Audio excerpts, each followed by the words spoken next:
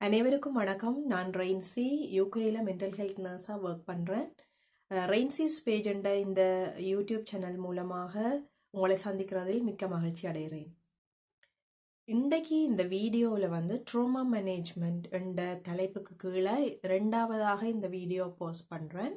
இதில் முக்கியமாக நான் சொல்ல போகிற விஷயம் PTSD, அதாவது போஸ்ட் ட்ரோமேட்டிக் ஸ்ட்ரெஸ் டிஸார்டர். ஒரு ட்ரோமா நடந்த பிறகு அந்த ட்ரோமா எப்படி எங்களோட வாழ்க்கையை பாதிக்குது என்றதை பற்றின தகவல்களை அடக்கியது இந்த வீடியோ.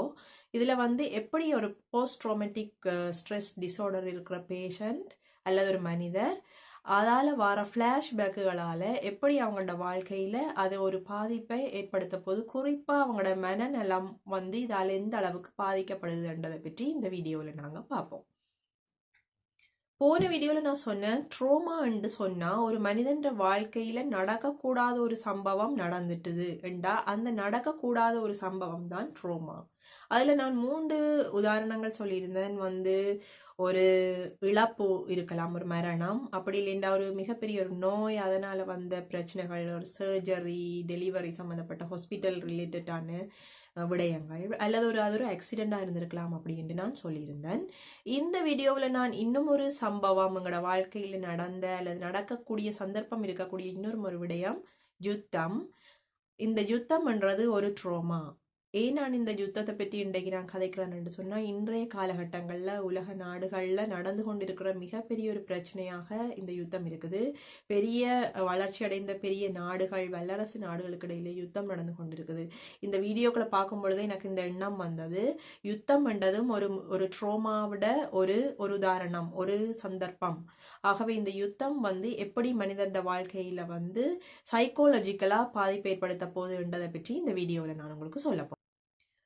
எனக்கு என்னுடைய அனுபவத்தில் நாங்கள் இலங்கையில் இருந்தபடினால யுத்தத்திட பாதிப்புகள் எங்களுக்கும் இருக்குது. எங்களையும் விட மோசமான வகையில் பாதிக்கப்பட்ட மக்களும் இருக்கிறாங்க இலங்கையில். எங்களுக்கும் ஒரு அளவான பாதிப்புகளை நாங்கள் கடந்து வந்திருந்தோம். அப்போ சில சந்தர்ப்பங்களில் நான் அவதானித்த விடயம், என்னுடைய வாழ்க்கையில் எனக்கு கனவு வரும். அந்த கனவுல நான் அந்த யுத்த சந்தர்ப்பத்தில் இருந்த அந்த நிகழ்வுகள் எனக்கு கனவுல வரும். அது அந்த யுத்தம் நடந்த காலப்பகுதியிலையும் வந்திருக்குது. அந்த யுத்தம் முடிவுக்கு வந்தது. அந்த முடிவுக்கு வந்த பிறகும் கூட ஒவ்வொரு நாளும் அப்படியண்டி இல்லை. ஆனால் இருந்துட்டு எப்பவாவது ஏதாவது ஒரு சந்தர்ப்பத்தை திடீரென்று அந்த கனவுல எப்படி வருமென்று சொன்னால், அந்த யுத்தம் நடந்த அந்த ஓடுறது, அந்த பாதுகாப்பான இடங்களை தேடி போறது, அல்லது அந்த அந்த ஹெலிகாப்டர்கள், அந்த குண்டு வீச்சுக்கள், அந்த வெடிச்சத்தங்கள், அந்த மாதிரியான விஷயங்கள், அதுகளில் பெற்றுன அந்த ஏதோ ஒரு சந்தர்ப்பம், அது அவ்வளோ பெரிய பாதிப்பு என்னோட வாழ்க்கையில் பர்சனலாக ஏற்படுத்த இல்லை என்றாலும் கூட, அந்த சந்தர்ப்பத்தில் நாங்கள் இருந்த அந்த அந்த சிச்சுவேஷன் கனவுல எனக்கு அப்படி சில சந்தர்ப்பங்கள்ல ரிப்பீட்டட் ஆகுனதை நான் அவதானித்தேன். நான் என்ன யோசிச்சேன்னு சொன்னா, அப்ப நம்ம யுத்தம் முடிஞ்ச எத்தனையோ வருடங்களா ஆகிட்டு தானே, அப்பேன் இப்ப நான் அந்த யுத்தத்தை பற்றி நினைக்கிறதுக்குரிய சந்தர்ப்பங்கள் குறைவு. அப்பேன் அது திருப்பி எனக்கு சம்பந்தமே இல்லாம கனவுல அந்த மாதிரியான சிச்சுவேஷன் வருகுது அப்படின்ட்டு பார்த்த நேரம் தான் நான் அந்த PTSD என்ற விஷயத்தை பற்றி கற்றுக்கொள்ளக்கூடிய ஒரு வாய்ப்பு கிடைச்சது. Post traumatic stress disorder. அதாவது ஒரு மனிதனுக்கு ஏதோ ஒரு சந்தர்ப்பத்தில் அவங்களுக்கு ட்ரோமா வரப்போகுது, ஒரு துன்பமான ஒரு சம்பவம் நடக்க போகுது. நடந்ததுக்கு பிறகு அவங்க என்ன செய்வாங்கன்னா, அந்த துன்பமான சம்பவத்துல இருந்து அது முடிஞ்சிருக்கும். அது ஒரு மரணம் அல்லது ஒரு ஆக்சிடென்ட் அல்லது ஒரு யுத்தம் ஏதோ ஒன்று அவங்களோட வாழ்க்கையில அவங்க ஃபேஸ் பண்ணி முடிச்சிருப்பாங்க. ஆனாலும் அந்த தடங்கள், அல்லது அது வடுக்கள் அப்படின்னு சொல்லுவாங்க தானே, அந்த விஷயம் அவங்களோட லைஃப்ல, அவங்களோட அடிமனசுல அப்படியே ஆழமா பதிஞ்சிருக்கும். அவங்களுக்கே தெரியாது அவங்களுக்கு அது பதிஞ்சிருக்கா இல்லையா அப்படின்ற. சில நேரம் சில பேருக்கு தெரியாமல் இருக்கலாம். ஆனாலும் ஏதோ ஒரு சந்தர்ப்பத்துல அது சம்பந்தமான விஷயங்களை அவங்க திருப்பி பார்க்கும் பொழுது, அல்லது ஒரு நியூஸ்ல வேறொரு இடத்துல ஒரு யுத்தம் நடக்கிறத பார்க்கும் பொழுதோ, அல்லது வேறொரு இடத்துல ஒரு மரணம் நடக்கிறத பார்க்கும் பொழுதோ, அல்லது ஒரு பெரிய ஒரு ஆக்சிடென்ட்டை நியூஸ் டிவியில் ஒரு நியூஸ் மூலமா பார்க்கும் பொழுதோ, அவங்களுக்கு தங்களோட லைஃப்ல ஏற்பட்ட அந்த சொந்த அனுபவம் திருப்பியும் அவங்க ரீகால் பண்ணுவாங்க. அதுதான் PTSD. போஸ்ட் ட்ரோமேட்டிக் ஸ்ட்ரெஸ் டிஸார்டர்ன்னு சொல்றது. இப்போ எங்கள் மனிதர்கள் எல்லாருக்குமே வந்து நாங்கள் எங்களுக்கு நடந்த பழைய விஷயங்களை வந்து நாங்கள் ரீகால் பண்ணி பார்க்குற அந்த வழக்கம் இருக்கு, எல்லாருக்குமே வந்து இருக்குது. அப்படின்டா இது வந்து பிடிஎஸ்டியா? இப்போ நான் ஏற்கனவே எனக்கு நடந்த ஒரு யுத்த சம்பவத்தை நான் என்ன கனவுல வருது, அல்லது நான் அந்த நாட்கள் சில நாட்கள்ல நாங்கள் அதை ரிமெம்பர் பண்ணி பார்ப்போம், இந்த நாள்ல இது நடந்தது அப்படின்ட்டு. ஆகவே எனக்கு பிடிஎஸ்டி இருக்கா அப்படின்ட்டு நீங்க கேட்கலாம். அப்போ அதுக்குரிய விளக்கத்தை நான் இப்போ உங்களுக்கு சொல்றேன். நடந்த ஒரு விடயத்தை நினைச்சு பார்க்கறது பிடிஎஸ்டி இல்ல. ஆனால் பிடிஎஸ்டி என்றா என்னண்டா, அந்த மனிதருக்கு அந்த அவங்களுக்கு ஏற்கனவே நடந்த அந்த துன்பமான சம்பவம் திரும்பவும் அதே மாதிரி நடக்கிற மாதிரி அவங்க உணர்ந்து கொள்ளுவாங்க. அவங்க சாதாரணமா வாழ்ந்து கொண்டிருப்பாங்க. சில நேரம் ஒருவேளை அவங்க ஒரு வேலையை செஞ்சு கொண்டிருக்கிறாங்கன்னு வைங்களன், வீட்டுல ஒரு சமையல் வேலையை செய்யறாங்கன்னு வைப்போமே உதாரணத்துக்கு, செஞ்சு கொண்டிருக்கிற நேரம் திடீர்னு அவங்க அப்படியே ஃப்ரீஸ் ஆகி அப்படி நின்றுவாங்க. அப்ப என்ன நடந்தது அப்படின்னு கேட்டா, அவங்களோட உடம்பு ஒரு ஷிவரிங், ஒரு நடுங்குற மாதிரி இருக்கும், ஒரு பதட்டம் மாதிரி இருக்கும். சில நேரம் அவங்க அழுவாங்க, அவங்களோட முகம் வந்து ஒரு ஒரு பதட்டமான ஒரு இதா மாறிடும். என்ன அப்படி நமக்கு வந்து விளங்காது, அவங்க சமைச்சு கொண்டு தானே நின்றாங்க, என்ன நடந்தது அவங்களுக்கு அப்படின்னு விளங்காது. ஆனா அவங்களுக்குள்ள என்ன நடக்குதுன்னு சொன்னா, அவங்க ஏற்கனவே அவங்க கடந்து வந்த ஒரு ஒரு துன்பமான சம்பவம் இருக்கு தானே, ஒரு ட்ரோமா. அந்த ட்ரோமா திருப்பி அவங்கள அறியாம அந்த சந்தர்ப்பத்துல திருப்பி நடக்கிற மாதிரி அவங்களுக்கு ஒரு ஒரு ஒரு எபிசோட் உண்டு அவங்களுக்கு நடக்கும்.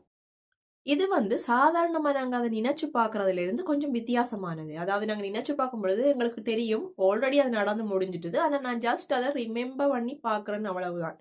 ஆனா இந்த ஃபிளாஷ்பேக்ன்னு சொல்றது இத, அதாவது பிடிஎஸ்டி ஆக்களுக்கு என்ன நடக்கும்னு சொன்னா, திரும்பவும் அவங்களுக்கு அது திருப்பி நடக்கிற மாதிரி, ரியலாவே அது நடக்கிற மாதிரி ஒரு உணர்வு வரும். அப்ப இது எந்த அளவுக்கு அவங்கள பாதிக்கும்ன்றதை உங்களால இப்ப இமேஜின் பண்ணக்கூடியதா இருக்கும்னு நினைக்கிறேன். ஏன்னு சொன்னா, நடந்து முடிஞ்சது, அதுலேருந்து ரிகவர் ஆகி வாரதே ஒரு பெரிய விஷயம். அப்படி ரிகவர் ஆகி வந்ததுக்கு பிறகும் அவங்களோட வாழ்க்கையில திருப்பி திருப்பி அதே சம்பவத்துக்குள்ள திருப்பியும் உண்மையாவே போற மாதிரி இருக்கிறன்றது எவ்வளவு ஒரு துன்பமான விஷயம் சொல்லுங்க பாப்போம். அதுதான் அந்த ஃபிளாஷ்பேக். அந்த ஃபிளாஷ்பேக் நடக்கிற நேரம் அவங்களோட பாடி மைண்ட் எப்படி வந்து ரியாக்ட் பண்ண போகுதுண்டா, அவங்களோட பாடி வந்து வேறொரு சந்தர்ப்பத்துல இருக்குது. அதாவது உண்மையிலேயே அந்த ட்ரோமா அந்த நேரம் அவங்களுக்கு நடக்கல. சரி, அவங்க வந்து சமைச்சு கொண்டுதான் இருக்கிறாங்க. ஆனா மைண்ட் வந்து அவங்கள முதல் நடந்த ஒரு ஒரு இன்சிடென்ட்டுக்குள்ள கொண்டு போய் விட்டுருது. இப்ப பாடிக்கும் மைண்டுக்கும் இடையில ஒரு கன்ஃபியூஷன் ஒன்று வரப்போகுது. பாடி சொல்லுது, உனக்கு ஒரு பிரச்சனையும் இல்லை, நீ சேஃபா தான் இருக்கிறா, நீ இருக்கிற இடத்துல இப்போ ஒரு ட்ரோமாவும் நடக்க இல்லை, நீ சமைச்சு கொண்டு தான் இருக்கிறா அப்படின்னு சொல்லி பாடி சொல்லும். ஆனா மைண்ட் வந்து என்ன தெரியுமா சொல்லும், இல்ல இல்ல நீ இப்ப வந்து அந்த பழைய அந்த யுத்தத்துக்குள்ள நீ நிக்கிறா, நீ அந்த யுத்தம் நடக்கிற அந்த இடத்துல நிக்கிறா, ஓடு ஓடு ஓடு, ஒளி எங்கேயாவது போய் ஒளி, ஒரு பங்கருக்குள்ள போய் ஒளி, அல்லது உனக்கு மேல இப்ப செல் விழ போகுது, உனக்கு மேல இப்ப வெடிச்சதங்க இருக்க போகுது, உன்னைய வந்து பிடிக்க போறாங்க, ஓடு அப்படின்னு சொல்ற நேரம் அந்த பர்சனுக்கு எவ்வளவு ஒரு கன்ஃபியூஷனா இருக்கும் யோசிச்சு பாருங்க. உடம்பு வந்து ஒன்றா சொல்லுது, மனம் வந்து இன்னொன்றா சொல்லுது. இப்ப என்ன செய்யறன்னு தெரியாத ஒரு ஒரு கன்ஃபியூஷனான சிச்சுவேஷன் தான் பிடிஎஸ்டி, அதோட வர ஃபிளாஷ்பேக்ஸ். நானும் வந்து கிட்டடியில எனக்கு ஒரு பேஷண்ட்டை சந்திக்கிறக்குரிய ஒரு வாய்ப்பு கிடைச்சது. அந்த பேஷண்ட்டுக்கு வந்த அனுபவம் வந்து வேறொரு வித்தியாசமான அனுபவம்.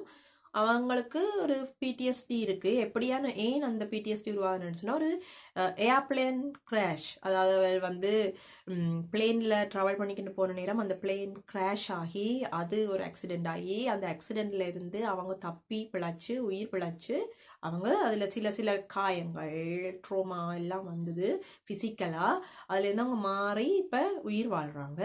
ஆனா அவங்களுக்கு இருக்கிற பிரச்சனை, அவங்க பிசிக்கலா அவங்க ஓகே, உடல் ரீதியா அவங்க குணமாயிட்டாங்க. மனம் வந்து என்ன நடந்ததுன்னு சொன்னா, அந்த ட்ரோமா சிச்சுவேஷனை திருப்பி திருப்பி அந்த ஃபிளாஷ்பேக் அவங்களுக்கு வருது. அது சாதாரண ரீகால் இல்லை. இப்போ உங்களுக்கு விளங்கி இருக்கும் ரீகாலுக்கும் ஃபிளாஷ்பேக்குக்கும் இருக்கிற வித்தியாசம். அப்ப நான் அந்த பேஷண்ட்டை மீட் பண்ண நேரம் அவங்கள பற்றி நான் அறிமுகம் அப்படிலாம் சொல்லி போட்டுட்டு நாங்கள் கதைச்சிட்டு இருந்த நேரம் திடீர்னு பார்க்க அந்த பேஷண்ட் அப்படியே ஃப்ரீஸ் ஆயிட்டா. சரியா, என்னண்டா அவட்ட கண்ணுலேருந்து அப்படியே கண்ணீர் வடியுது. அப்போ நான், நீங்கள் சரியா, நீங்கள் ஓகேயா இருக்கிறீங்களா, என்ன நடந்தது, நீங்கள் இப்போ தான் நம்மளா தானே காய்ச்சிட்டு இருந்தா, என்னடா நடந்தது திடீரெண்டுட்டே எனக்கு ஒரு டென்ஷன் ஆகிட்டேனா. அப்போ பார்க்கையும் அந்த பேஷண்ட் ஒரு வசனம் கூட வாயிலேருந்து வரவே இல்லை. அப்போ எனக்கு விளங்கிட்டு இப்போ நான் அந்த பேஷண்ட்டை டிஸ்டர்ப் பண்ணக்கூடாது, விடுவோம் அப்படின்ட்டு விட்டு போட்டுட்டு கொஞ்ச நேரத்தில் பார்க்க அந்த பேஷண்ட் விளம்பி அவங்களோட நார்மலான ருட்டீனை செய்ய தொடங்கிட்டாங்க. அப்போ எனக்கு விளங்கிட்டு அவங்க ஓகே, அவங்க இப்போ நார்மல் ஆகிட்டாங்க, இப்போ போய் அவங்களோட கதைச்சு பார்ப்போம் அப்படின்ட்டு கதைச்ச நேரம் சொன்னால் நான் கேட்டேன், கேட்பேன், நீங்கள் என்னோட கதைச்சிட்டு இருந்த நேரம் சும்மா தானே இருந்தீங்க, திடீர்னு பார்க்க நீங்கள் ஏன் அப்படியே ஃப்ரீஸ் ஆகி அப்படியே அழுகிற கண்ணெல்லாம் கண்ணீர் வடிஞ்சது, நான் உங்களை என்ன நடந்தது இந்த கேட்ட நேரம் உங்களோட வாயிலேருந்து எந்த ஒரு வார்த்தையுமே வரையிலையே, என்ன நடந்தது உங்களுக்கு அந்த நேரம் அப்படின்னு கேட்க அவன் சொன்னா, எனக்கு ஃப்ளாஷ்பேக் வந்தது. என்ன ஃப்ளாஷ்பேக்? அந்த ஏர்பிளேன் கிராஷில் நடந்த அந்த ஃப்ளாஷ்பேக். அப்போ நான் கேட்டேன், சரி ஓகே, நீங்கள் ஆல்ரெடி நீங்கள் ஏர்பிளேன் கிராஷை பற்றி நான் சொல்லியிருக்கிறீங்க, எனக்கு தெரியும் உங்களோட வாழ்க்கையில் அப்படி நடந்ததுன்றது. சரி இப்போ உங்களுக்கு நீங்கள் ஏன் அதை பற்றி நினச்சிங்க, நான் உங்களோட எனக்கு கழிச்சிட்டு இருந்தேன். எனக்கு தெரியாது, எனக்கு எப்போ எந்த நேரத்தில் அந்த ஃப்ளாஷ்பேக் எனக்கு வருமானே எனக்கு தெரியாது. நாங்கள் உண்மையிலே அந்த பிளேன்ல நடந்ததை பற்றி கதை கேட்கல, நாங்கள் கழிச்சுக்கிட்டு இருந்தது வேற ஒரு விஷயம். ஆனால் உண்மையில எனக்கு எந்த சந்தர்ப்பத்தில் எனக்கு திருப்பி அந்த ஃப்ளாஷ்பேக் வருமென்றது எனக்கு தெரியாது. ஆனால் வார நேரத்தில் இப்படி தான் நான் ரியாக்ட் பண்ணுவேன். என்னால் அந்த நேரம் யார் என்னை சுற்றி இருக்கிறா, யார் என்னோட கதைச்சுக்கிட்டு இருக்கிறா, எந்த சூழ்நிலையில் நான் இருக்கிறேன்றதெல்லாம் எனக்கு அப்படியே ஃப்ரீஸ் ஆகி மறந்து போயிடும். எனக்கு வார ஞாபகம் முழுக்க நான் அந்த பிளெயினுக்குள்ளே இருக்கிறேன், அந்த பிளெயின் இப்போ ஆக்சிடென்ட் ஆகுது, அப்படி ஆகுது, நெருப்பு பத்துது, அப்படி போகுது, அதுதான் என்ற மைண்டுக்குள்ளே வரும். எப்படி வருமெண்டா, நான் இப்போ அந்த பிளெயினுக்குள்ளே இருக்கிறேன்ன்ற அந்த ஒரு ஸ்டேஜுக்கு நான் போயிடுவேன். அதாவது இந்த பாடி தான் இந்த இடத்துல இருக்குது, ஆனால் இந்த மைண்ட் என்ன செய்யுமெண்டா, ஃபோர்ஸ் பண்ணும் என்ற பாடியை, நீ இப்போ அந்த பிளெயினுக்குள்ளே இருக்கிறா, உனக்கு இப்போ அந்த ட்ரோமா நடந்து கொண்டு இருக்கு எண்டு நம்ம மைண்டு நம்மளோட பாடியை கன்ஃபியூஸ் பண்ணி விட்டுரும். அப்படி அந்த பேஷண்ட் சொன்ன நேரம் எனக்கு சரியான ஒரு அதிசயமா இருந்தது. இப்படி நடக்குமா ஒரு ஆக்களுக்கு? எங்களுக்கும் நடந்திருக்குத்தான் எவ்வளவோ பிரச்சனைகள், நாங்கள் அதில் மீண்டு வந்திருக்கிறோம். அந்த நேரம் நாங்கள் திருப்பியும் அந்த துன்பங்களை யோசிச்சு பார்ப்போம், நினைச்சு ஞாபகப்படுத்தி பார்ப்போம். ஆனால் அதுக்குள்ளேயே தான் நான் திருப்பி இருக்கிறேன் அப்படின்ற மாதிரி நாங்கள் போக மாட்டோம் தானே. ஆனால் இப்படியே ஒரு விஷயம் இருக்கான்றது தான் எனக்கு அதுக்கு பிறகு நான் அந்த ஃப்ளாஷ்பேக் கண்டா என்னன்றதை பற்றி நான் அறிந்து கொண்டேன்.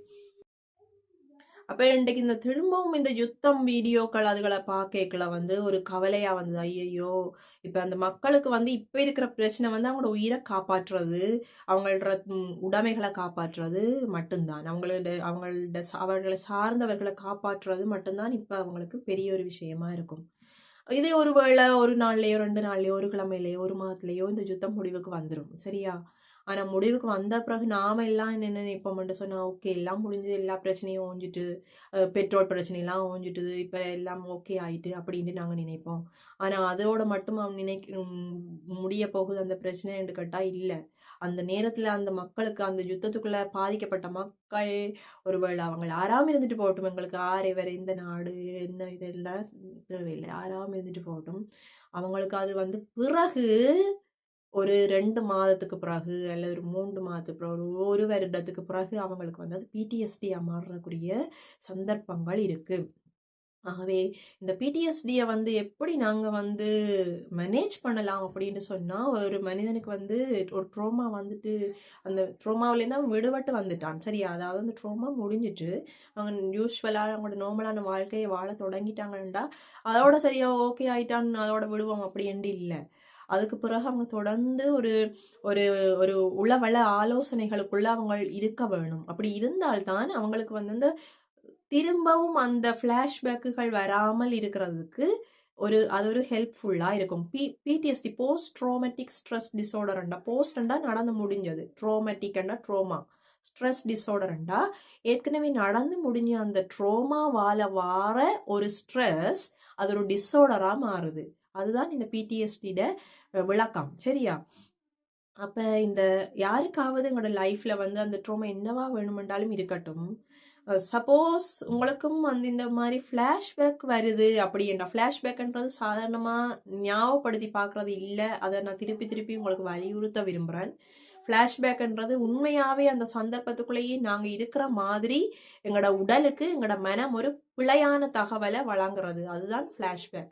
இதனால் நாங்கள் பாதிக்கப்படுவோம். எப்படின்னா, எங்களோட நார்மலான விஷயங்களை செஞ்சு கொண்டு இருக்கிற நேரம் திடீரென இந்த ஃப்ளாஷ்பேக் வந்துட்டுண்டா எங்களுக்கு அந்த சந்தர்ப்பம் என்னன்றது விளங்காமல் போயிடும். நான் எந்த இடத்துல இருக்கிறேன்னு, வேலை செய்கிறேன்னா, ஆஃபீஸில் இருக்கிறேன்னா, ரோட்டில் நடந்து போய்கிட்டு இருக்கிறேன்னா, அப்படின்ற எல்லாத்தையும் நாங்கள் மறந்துடுவோம். இப்போ உதாரணமாக நீங்கள் கற்பனை பண்ணி பாருங்கள், ரோட்டில் நடந்து போய்கிட்டு இருக்கிறாரு ஒரு வயது போன ஒரு ஆள், அவருக்கு ஒரு ஃப்ளாஷ்பேக் வந்துட்டுன்னு வைங்களேன், அவர் ரோடை மறந்துடுவார், அவரை சுற்றி வர வாகனத்தை மறந்துடுவாங்க, ஆக்களை மறந்துடுவாங்க, எல்லாத்தையும் மறந்துட்டு நடு ரோட்டில் ஃப்ளாஷ்பேக் வந்துட்டு இருக்கும் பொழுது எப்படி அந்த அந்த அவருக்கு அது ஒரு பாதுகாப்பு இல்லாத ஒரு சூழ்நிலையாக மாறும். அப்போ அவங்கள சுற்றி இருக்கிறவங்களுக்கு தெரியாது இவருக்கு இப்படி ஒன்று நடந்துகிட்டு இருக்கிற விஷயம். அதாலேயே அவங்களோட அடுத்த பிரச்சனை ஒரு ஆக்சிடென்ட் ஆகிய சான்ஸ் இருக்குது இதனால. அப்படியான விஷயங்கள் அல்லது அவங்க அந்த நேரம் செய்ய வேண்டிய விஷயத்துலேருந்து அவங்க மிஸ் ஆகிடுவாங்க. ஒருவேளை அந்த மிஸ் ஆகுறதால அவங்களுக்கு அதை தொடர்ந்து பல பல பிரச்சனைகள் வரலாம். ஒரு ஃப்ளாஷ்பேக் வந்து இதுதான். இது மட்டும் இல்லை, இதால் வர பாதிப்பு இதை தொடர்ந்து நிறைய நித்திரை இல்லாமல் போகும். நைட்டில் வந்து முக்கியமாக ஒரு நைட் டைம்ன்றது ஒரு ட்ரிகர் டைம். என்னோட பகலில் வந்து பல விஷயங்களுக்குள்ள நாங்கள் இன்வால்வ் ஆகியிருக்கும் பொழுது இந்த மாதிரியான நெகட்டிவான விஷயங்கள் நமக்கு வாரது குறைவாக இருக்கும். ஆனால் நைட்டில் வந்து எல்லாரும் நித்திரை ஓடுற நேரம் நான் மட்டும் முழிச்சு கொண்டு இருந்து எனக்கு நடந்த ஒரு பிரச்சனையை ஃப்ளாஷ்பேக்காக எனக்கு திருப்பி வந்துட்டு இருக்கேன்டா, அது எவ்வளவு ஒரு ஒரு ஸ்ட்ரெஸ்ஃபுல்லான சுச்சுவேஷன்ன்றதை எங்களால் இமேஜின் பண்ண முடியுமா இருக்குமென்னு நினைக்கிறேன். ஆகவே இந்த மாதிரியான மக்கள் யாரையாவது நீங்கள் ஐடென்டிஃபை பண்ணுனா அவங்களுக்கு உதவியாக இருங்க, அவங்களுக்கு ஆலோசனைகள் சொல்லுங்கள். சரியான ஆலோசனையை அவங்க பெற்றுக்கொள்ள வேணும். அது கவுன்சிலிங்காக இருக்கலாம், ஒரு சைக்காலஜிக்கல் ஒரு வழிநடத்தலாக இருக்கலாம், எதுவாக இருக்கலாம். அதை வந்து அவங்களுக்கு அதை பெற்றுக்கொள்றதுல அவங்களுக்கு இருக்கிற தடைகளில் முக்கியமான உண்டு சோஷியல் ஸ்டிக்மா. எனக்கு இப்படி ஒன்று நடந்துட்டு அதை நான் எப்படி அந்த வெளியில் வரதுன்னு எனக்கு தெரியலேன்னு கேட்குறதுக்கு அவங்க தயங்கலாம். அப்படி இருக்கும் பொழுது அவங்களுக்கு நாங்கள் உதவி செய்ய வேண்டியது எங்களுடைய கடமை. இந்த பிஎஸ்டிஎஸ்டி என்ற விஷயத்தை பற்றி நீங்கள் இன்றைக்கு அறிஞ்சிருப்பீங்கன்னு நினைக்கிறேன். ஃப்ளாஷ்பேக் அண்டா என்னன்றதை பற்றியும் அறிஞ்சிருப்பீங்க. இந்த ட்ரோமா வர சுச்சுவேஷனில் மிக முக்கியமானது வோர். அப்போ இன்றைக்கு நடந்து கொண்டிருக்கிற இந்த வோர் வந்து கூடுன சீக்கிரம் முடிவுக்கு வரணும். இதில் பாதிக்கப்படுற மக்கள் வந்து இந்த பிடிஎஸ்டிக்குள்ளே இருந்து நல்லபடியாக அவங்க வழியில் வந்து அவங்களும் திரும்பவும் அவங்களுடைய சாதாரண வாழ்க்கையை தொடங்க வேண்டும் என்று நாங்கள் வந்து பிரார்த்திப்போம். அதே நேரம் எங்களுக்கு வரக்கூடிய இந்த மாதிரியான ஸ்ட்ரெஸ்ஃபுல்லான சுச்சுவேஷன்களை சரியான வகையில் கையாளுறதுக்குரிய வழிவகைகளை நாங்களும் கையாண்டு நாங்களும் மகிழ்ச்சியாக இருக்கிறதோடு எங்களை சுற்றி இருக்கிறவர்களையும் எங்களை சார்ந்தவர்களையும் நாங்களும் மகிழ்ச்சிப்படுத்துவோம். நன்றி, வணக்கம்.